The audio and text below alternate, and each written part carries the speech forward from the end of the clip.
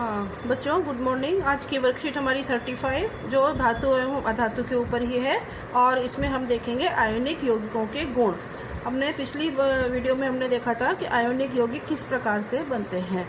ठीक है, तो जो परमाणु होता है वो परमाणु जब एक इलेक्ट्रॉन त्याग देता है यानी कि निकाल देता है तो उस समय धन आवेश बनता है, और जब परमाणु इलेक्ट्रॉन ग्रहण करता है यानी कि जब इलेक्ट्रॉन बढ़ जाते हैं तो उस समय परमाणु के ऊपर ऋण आवेश आ जाता है। यानी कि धातु और जो अधातु हैं, जो धातुएं होती हैं वो धन आयन बनाती हैं और जो अधातुएं होती हैं वो ऋण आयन बनाती हैं। जैसे हमने पिछले उसमें बताया था, ये है सोडियम। सोडियम का परमाणु है ये। ठीक है, इसकी बाहरी कक्षा में देखो बच्चों 2, 8 और 1 इलेक्ट्रॉन आखिरी में होता है, क्योंकि इसके इलेक्ट्रॉन कितने हैं 11 इलेक्ट्रॉन है। इनका वितरण करेंगे तो वितरण में क्या होगा 2, 8 और 1, आखिरी कक्षा में 1 इलेक्ट्रॉन होगा। तो ये इसकी कक्षाएं हैं, ये इसकी पहली कक्षा है और इसके अंदर 1 और ये 2 इलेक्ट्रॉन है। दूसरी कक्षा में 8 इलेक्ट्रॉन होने चाहिए, 8 है या नहीं देख लेते हैं। 1, 2, 3, 4, 5, 6, 7, 8 हैं। बाहरी कक्षा में 1 इलेक्ट्रॉन होना चाहिए, ये बाहरी कक्षा का 1 इलेक्ट्रॉन है। तो ये हमारा परमाणु बन गया है किसका, सोडियम का परमाणु। ठीक है, अब इसमें से 1 इलेक्ट्रॉन ये त्याग देगा, यानी कि 1 इलेक्ट्रॉन बाहर निकाल देगा। क्यों? क्योंकि इसे अपनी अष्टक पूरा करना है, 8 इलेक्ट्रॉन पूरे करने हैं। 1 निकाल देगा तो इसके 2 और 8 इलेक्ट्रॉन रह जाएंगे। ठीक है, तो अब बाहरी कक्षा में 8 इलेक्ट्रॉन रह जाएंगे और टोटल इलेक्ट्रॉन हो जाएंगे 10। तो पहले कितने थे 11, सोडियम में 11 होंगे परमाणु में, लेकिन इसके आयन में 10 इलेक्ट्रॉन होंगे। क्योंकि 1 इलेक्ट्रॉन निकल गया है इसलिए इसके ऊपर धन आयन है।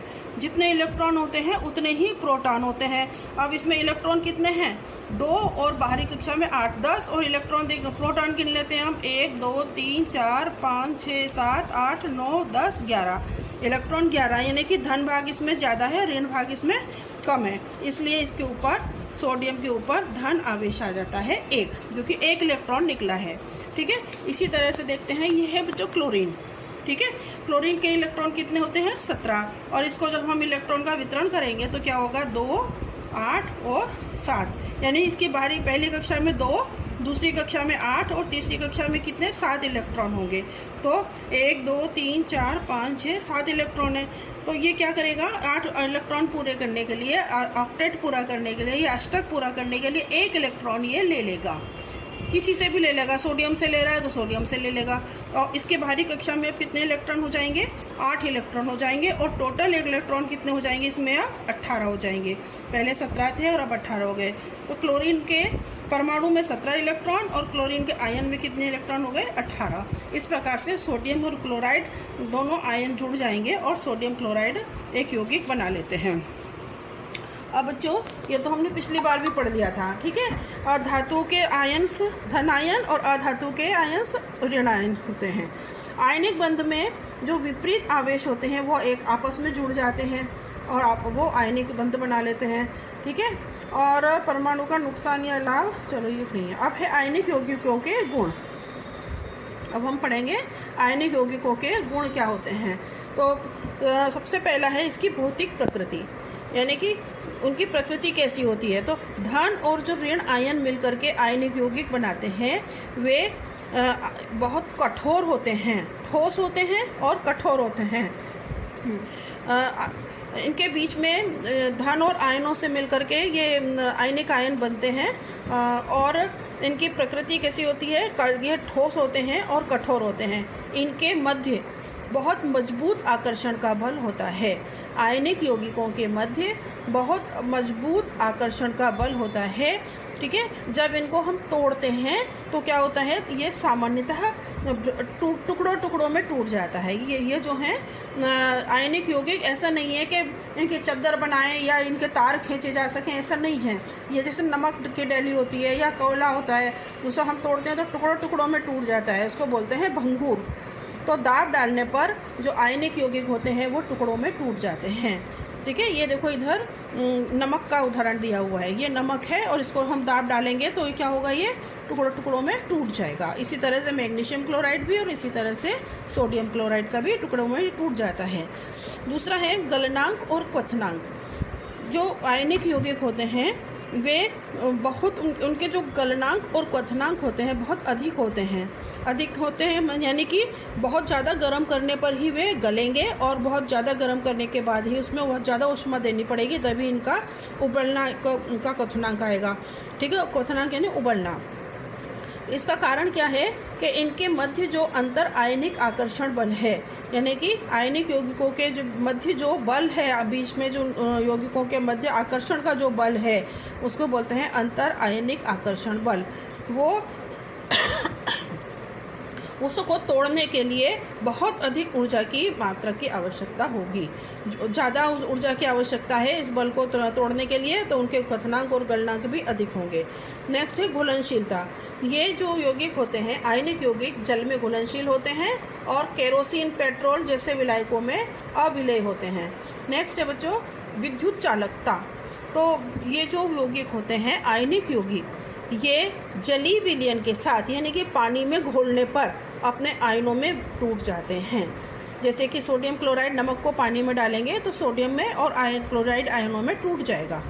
ठीक है, जब विलयन में विद्युत धारा प्रवाहित की जाएगी तो क्या होगा कि ये विपरीत इलेक्ट्रोड की ओर जाने लगते हैं, यानी कि ये देखो इसका बनाया हुआ है ये विद्युत धारा। इसमें ये जो बीकर लिया है, बीकर में सोडियम क्लोराइड का विलयन ले लिया है और 2 इलेक्ट्रोड डाले हैं, एक प्लस और एक माइनस।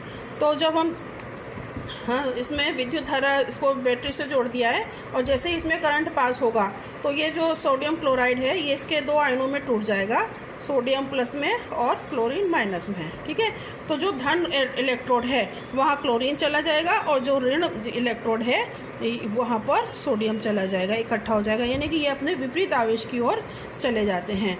यहाँ पर बच्चों ध्यान रखना है आपको कि आयन जो हैं केवल गलित अवस्था में ही प्राप्त होते हैं, ठोस की अवस्था में विद्युत का चालन नहीं होता है। ठीक है, विद्युत का चालन नहीं होगा तो आयन भी प्राप्त नहीं होंगे। तो इसका कारण क्या है? इसका कारण है कि जो ठोस होते हैं, ठोस अवस्था में इनकी जो संरचना होती है वो बड़ी दृढ़ होती है, यानी कि पास पास इसके अणु होते हैं। जैसे ये यहाँ देखो ठोस के अणु पास पास होते हैं। ठीक है, जब इनको पानी के अंदर डालते हैं, इनमें पानी में इनको घोला जाता है तो क्या होता है, इनके जो अणु हैं वो पानी में थोड़ा सा स्वतंत्र हो जाते हैं। यह है कि जब विद्युत धारा प्रवाहित की जाती है तो आयन विपरीत इलेक्ट्रोड की ओर गमन करते हैं। ठोस अवस्था में आयनिक यौगिक विद्युत का चालन नहीं करते हैं क्योंकि ठोस अवस्था में दृढ़ संरचना के कारण आयनों की गति संभव नहीं होती है।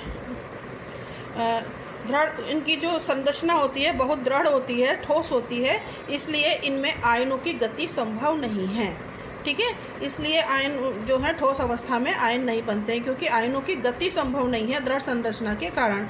लेकिन इनके जैसे ही हम गलित अवस्था में या इनको पानी में घोल देते हैं तो क्या होता है, इनमें विद्युत का चालन करने लगते हैं क्योंकि गलित अवस्था में जो विपरीत वाले आवेश होते हैं उनके मध्य जो आकर्षण का बल है, जो आयन्स हैं उनके बीच में स्थिर विद्युत आकर्षण का बल है वो कमज़ोर पड़ जाता है और आयन स्वतंत्र होकर के गमन करने लगते हैं। तो देखो ये ठोस आयन है, इनमें जब इनको हमने पानी के अंदर डाला है, इनमें गलित अवस्था में ले आए हैं तो इनके मध्य जो आकर्षण बल है वो कमज़ोर पड़ गया है और ये जो अणु हैं, ये जो आयन्स हैं, अणु नहीं आयन्स हैं, जो धन आयन और माइनस आयन, ये दोनों स्वतंत्र हो गए हैं। ठीक है, और इस तरह से इनमें विद्युत का चालन होने लगता है। अब बच्चों आ जाओ इसमें अभ्यास प्रश्न के परमाणु इलेक्ट्रॉन प्राप्त करते हैं और ऋण आवेश प्राप्त करते हैं, उन्हें कहा जाता है ऋण आयन। और जो परमाणु इलेक्ट्रॉन खो देते हैं और धन आवेश प्राप्त करते हैं उन्हें कहा जाएगा धन आयन।